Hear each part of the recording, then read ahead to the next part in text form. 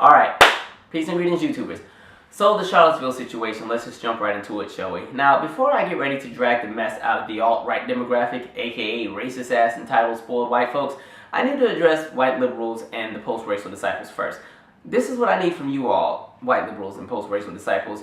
At this point, I need you all to recognize and understand that the era of pretending to be shocked about racism, white supremacy, and structural oppression in America, that era has ended. The era of you not knowing has ended. The era of you pretending to be shocked and so appalled and just caught off guard about what's going on in the world in 2017, that era has ended, alright? At this point, there have been so many clues and so much evidence presented to you over and over, like an overabundance of evidence about what's going on. And at this point, if you're still naive to what's going on, if you're still shocked, it's because you choose to be. It's because you choose to ignore what's really going on, and you want to live in a fantasy world in which you conceptualize how everything is, and all the other voices that are telling you the reality of what is, you're continuing to ignore. So at this point, if you're still doing that, you're in the way. You're slowing down progress. While people are trying to educate and organize and come up with solutions that will actually make things better for everybody, you're still in woe is me mode. You're still, oh, I can't believe this is going on. I couldn't sleep last night. I cried all night. Oh, I can't believe this is happening in 2017. This is not us. This is not the America I know. Listen, you watched entirely too much Schoolhouse Rock, okay? Great American Melting Pot was a great song, but clearly they sold us a lie. So I need y'all to wake up and snap out of it. If you don't know what I'm talking about, just YouTube Schoolhouse Rock. Anyway, and the reason why I'm so hard on white liberals in that specific situation, one, I do appreciate that they will sometimes try to fight and align with us, but the issue that I have is a lot of times white liberals, you all are indirectly, you're given the title of being the face of a movement. You're given the voice of a movement, even though we didn't ask you to be, but a lot of times people will silence black voices. People will silence us. They'll shut us up. They think we're too radical. They think we're too extreme. They don't think we present things nicely enough. They don't take us seriously. They'll shut us out. And sometimes they will come to you all and ask you about something, and when it's time for you to deliver, you never deliver because you're still in a state of woe was me. And black people have been telling y'all for the longest, this is what's been going on in America. And every time we would tell y'all what was going on, y'all said we were crazy. Y'all call us race baiters. And sometimes y'all sounded worse than openly racist people. And so now it's like, at this point, everything has happened. There is no way you can possibly be shocked. Because, I mean, people were like, oh, even with the Charlottesville thing, I can't believe this is happening. This is crazy. And I'm like, really? Honestly? The fact that 2 hours after the rally ended, some white person still had enough rage that they drove over 19 people. And you still standing there talking about you shocked. I need you to wake up and snap out of it. Alright, so white liberals, that was our therapy session. Now that we've addressed that, I can actually get to the main point of this video. So now we can all get back on the same page. And so, anyway, getting to the Charlottesville situation. So I was watching the rally they had the night before at night. And, you know, they were walking and they had their little tiki torches. I said, oh, isn't that cute? They have tiki torches they got from Party City. Look at them. Great mosquito repellent. Ain't nobody getting bit tonight. See, they plan ahead of time. All right. And so they're walking. They're doing a little chant, you know, blood and soil, and we won't be erased, and white lives matter. And I mean, they're going and doing this whole narrative about being oppressed, and there's a white genocide. And I'm sitting here looking like, what? White genocide? What? Oppressed? Okay, all right, let me be open-minded. Let me hear what they're complaining about. And so the next day is round 2 of the rally. And so they're doing round 2 of this rally. And this time they're met with people who are on the opposing side. And mind you, there's all of 10 police out there because, you know, when white people gather, nothing dangerous is going to happen. So they don't have to put police out there. It's only when the blacks do it. Because, you know, when black folks, whenever there's a protest or something, they got helicopters, tear gas, all kind of artillery gadgets. They bringing in tanks, they bringing in dogs, they bringing in everything. But for this rally, it was, you know, it was just the old flower power rally of the 60s. We don't need a lot of police out there. And all hell broke loose. And so that rally happened, folks got ran over, and I'm watching white people throwing all kind of stuff and fighting, and I mean, these white people came out with all kind of stuff. Guns, artillery, helmets, bulletproof vests, shields. I was like, yo, what y'all doing? First of all, the only people y'all protested against who are on the other sidelines are some liberal people. Like, liberal people ain't really violent. I'm like, y'all scared of the white kid with the skinny jeans across on the rail? Oh, okay, gotcha. Y'all, ooh, I'm scared now. And so, you know, they were so terrified, so they came with all these different gadgets, and they were ready for war. I'm like, oh, y'all gonna kill people now? Y'all got guns? Y'all really about to kill people? I mean, they were dressed up like they were National Guard, like they were in the military. They were on walkie-talkies. I was like, oh, y'all done strategized this whole thing. Y'all really been meeting on them websites, huh? Y'all been having all kind of little secret meetings and stuff. Okay, I see what y'all did. So they had this protest, and of course the protest got canceled before it even started because they were already fighting. And then there was the incident that happened where the individual got killed because somebody ran over 19 people. And so I was looking, and I was like, I had to go back to the narrative that they were saying about, the being oppressed. And I was really stuck on white people are oppressed. I never knew. Please inform me of the oppression that you all have dealt with. Please tell me about, because I was trying to think, I was like, I don't remember white people being slaves in America. And don't bring up Irish servitude, because it's not the same thing, and it's not in the same category, and it's not of the same caliber, so save it. So I was trying to think of, like, wait a minute.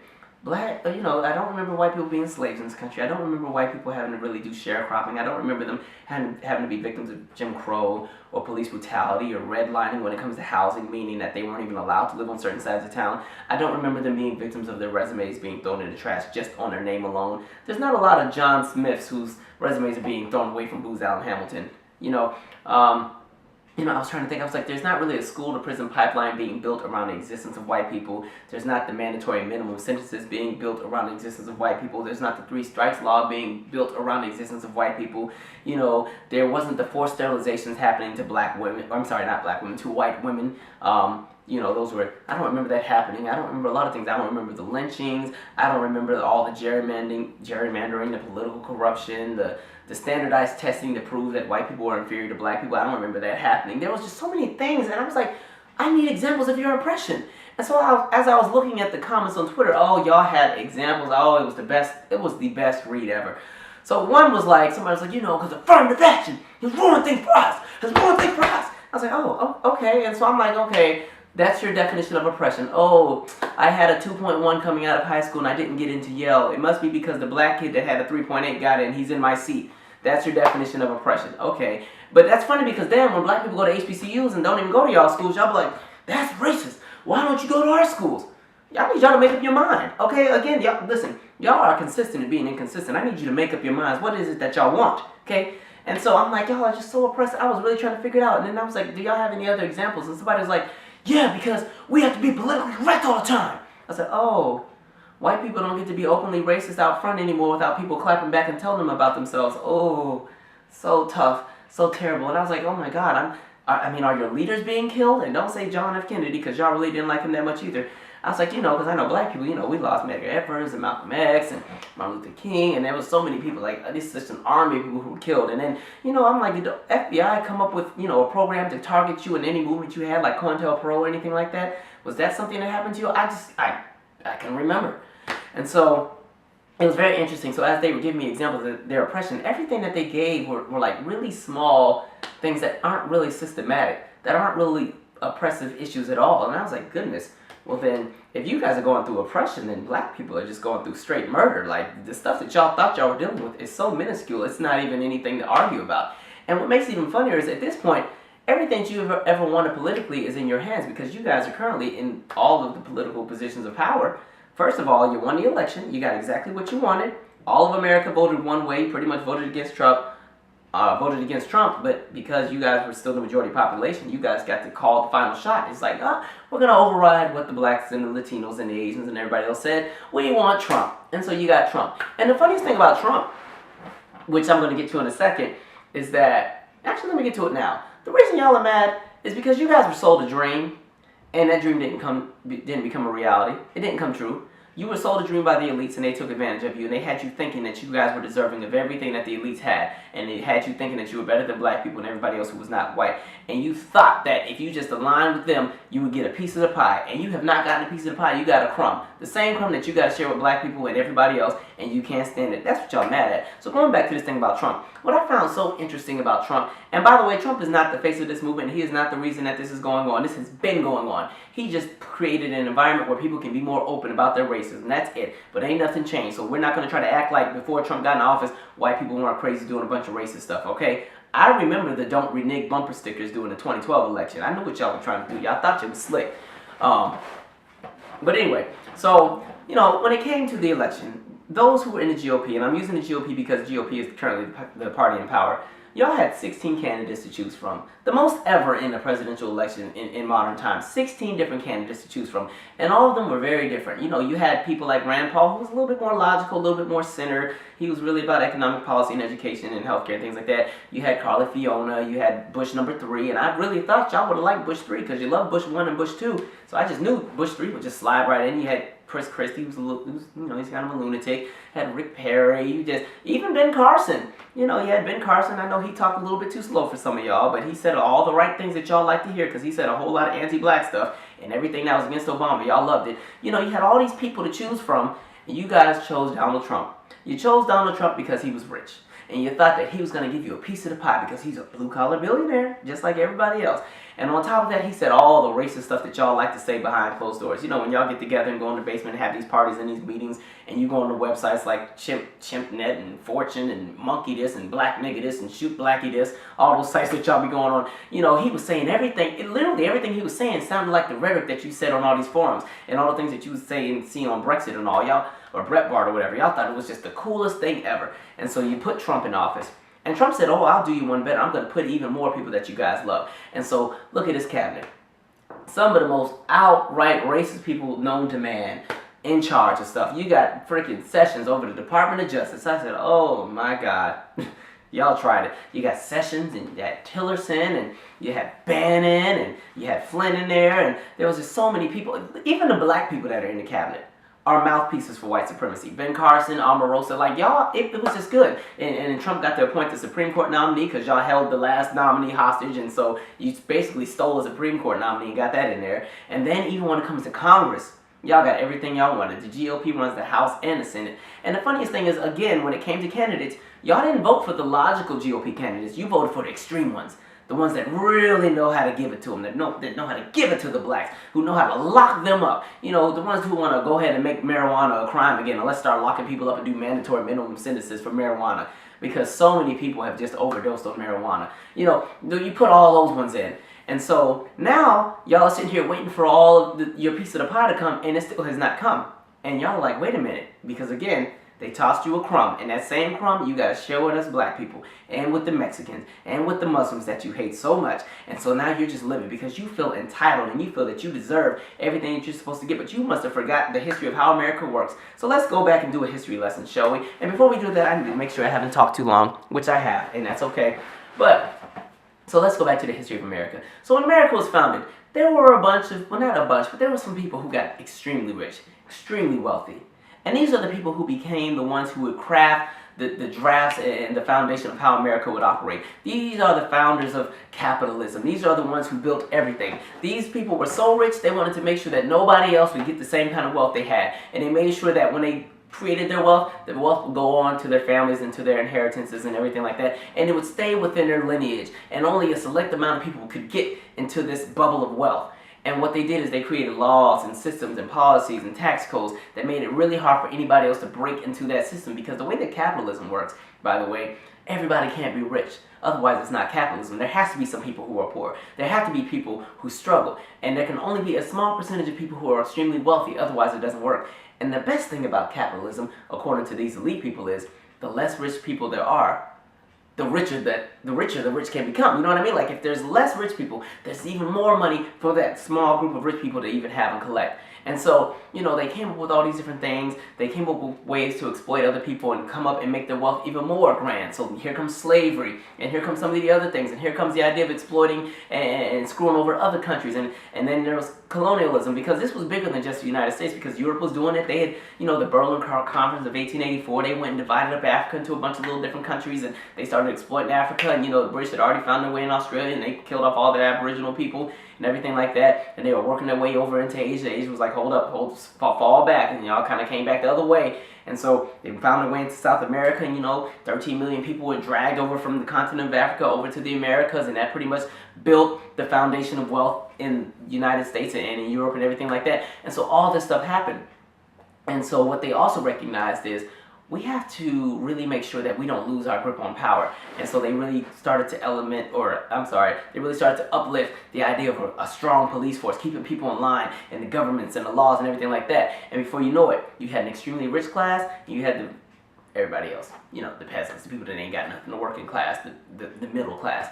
Then we get to the 18 and the 1900s.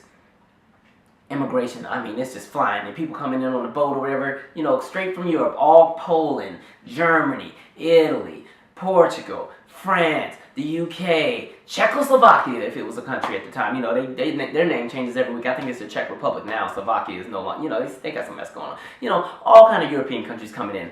And so what started happening was there was a culture clash. The people who had been in America for the last 100 years, not including the black people, because of course we didn't have a voice, but the people who had been in America, the white folks that had been there for 100 years and had a generation and had a family, they were starting to have a beef with the Europeans who were coming fresh off the boat, because the Europeans were starting to take all the jobs. And in addition to that, black people were no longer slaves because slavery had ended, and black people were skilled. So black people were starting to get jobs. I mean, they were starting to rack up everything, and we're starting to do things a little bit better than white people. White people were like, hold up, we need to start making unions. And so this is where the idea of whiteness came from. So the Americans who had already been here and had been established discovered that if they can align with these Europeans that are coming fresh off the boat and hide behind the ideology of whiteness, we'll be better off than those black people. They'll stop taking our jobs, and so you Europeans can have your jobs, we'll have our jobs, and those black people, they can do whatever it is that they do. They can go back to sharecropping, whatever it is, but they won't be in our way.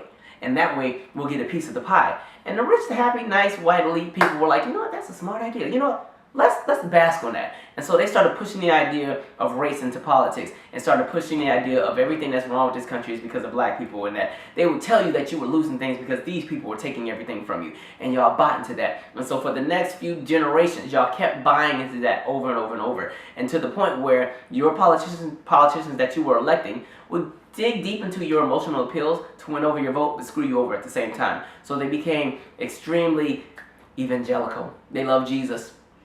They love God. He's so awesome.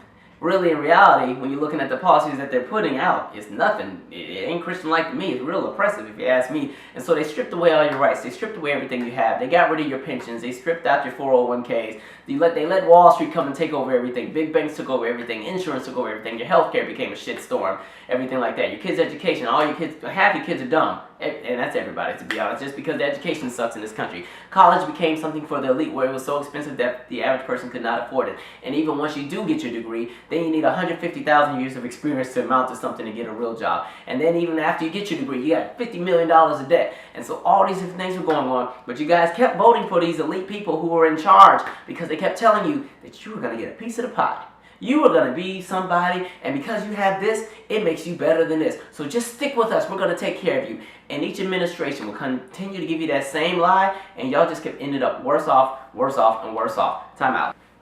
In addition to that, not only did you guys put all of your hopes and your eggs into this basket of this great American dream you thought you were going to get that you honestly didn't really work for, there was more.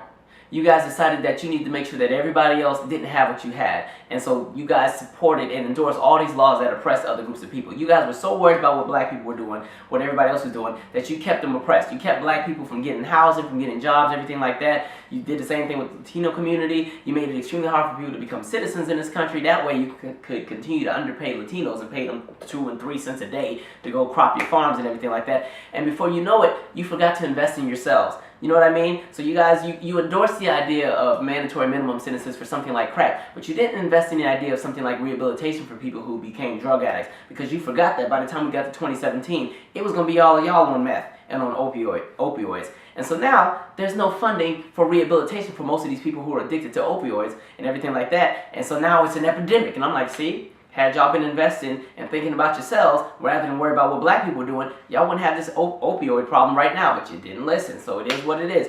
And so you guys spend all your time worried about everybody else, trying to oppress other groups of people. You know, spending your time in the comments section on news articles, calling everybody a nigga, and a black this, and a coon that, and you spend all day, and you weren't paying attention, and Obama won the election somehow. And y'all were caught off guard, and then you were like, oh shit, it's going down now. And really what you didn't realize is Obama did a whole bunch of shit for y'all before he did anything for black people. He was actually better to y'all than he ever was for black folks. And listen, I like Obama, but at the end of the day, y'all benefited a whole lot from Obama, but you didn't like the fact that this man was black. So you voted against yourselves again. And now that you put in all these people who are trying to repeal and seam rip everything he's ever done, that pretty much helped you all out, you're still screwing yourselves over. And it's the most entertaining thing to watch. I'm like, y'all just really don't get it, do y'all? Y'all are messing your own lives up. And so that's where I feel like we differ when it comes to being oppressed, okay? When black people are oppressed, black people find a way to make things work. Y'all always try to tell us that we're whining and, oh, we're asking for handouts. But I'm like, listening to you guys, that things don't quite sound the same because y'all are rallying about you don't want to be erased. I'm like, you sound like you're asking the government for help, like you're asking for a handout. Like, you don't know how to pull yourself up from the bootstrap, because that's what you told us to do. Because I notice when black people talk about the racism that happens to them, they never said, we're going to sit and bask in it and whine and pout and we just give up and it's all your fault. We said, no, we're still going to be great. We're going to accomplish all these things, but we want you to know that while we tried to accomplish all that, this is what you all did to stop us, and we still slipped through the cracks. And so stuff like that pisses you off. It pisses you off that somebody like Barack Obama became president because he wasn't supposed to. It pisses you off when you see black judges and you see black doctors and you see black this and you see Latino people doing this and people who are Muslim do this. It kills you because you think that's supposed to be you, and you still haven't put in the effort to work for it because you're worried about what we're doing. So rather than putting in the effort to make sure that your kids would amount to shit and they didn't, you wanted to blame it on us. Mind you, we don't have anything. Alright? When you're looking at the economic wealth in this country, black people still don't have anything. Y'all got everything. Unfortunately, it's the elite that have everything, because to recognize you guys really are in the same economic bubble as black people, but again, y'all think y'all better than us. So rather than aligning with black people and everybody else who's working class and go and attack the elite that are screwing all of us over, you'd rather just go after black people and let the elite keep ripping you off. So listen, y'all logic is fucked up. I don't know what to tell you. So y'all over here protesting, you need to protest against yourselves. Like, what you protesting at me for? I ain't do nothing, I'm chilling. I don't bother y'all. I'm minding my business. I'm staying in my lane. I'm trying to be great. It is what it is. So, white, alt-right, whatever y'all are, you know, y'all doing this whole Nazi thing and the Hitler and all this, y'all go ahead. I'm watching y'all enjoy y'all downfall. Like, y'all made this bed for yourselves, so lay in it. Y'all are pissed off about the direction of the country, but you voted in all of this crazy nonsense that got you in the position that you're in now for you to even feel oppressed. So, enjoy your oppression. I mean, because y'all, for some reason, I guess they think black people, we just living all in mansions. Life is just great for us.